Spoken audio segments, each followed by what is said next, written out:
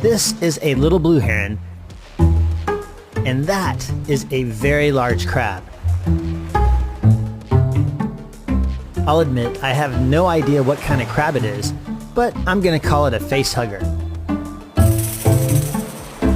And in case you're wondering how this bird is going to eat this crab, well, it's not pretty. First, the bird's gonna stab it repeatedly. Then it's gonna rip off all of its legs.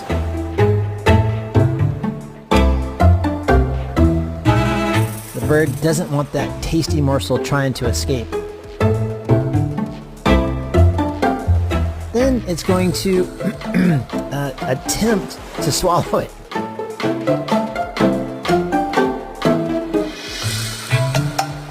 Glad I'm not a crab.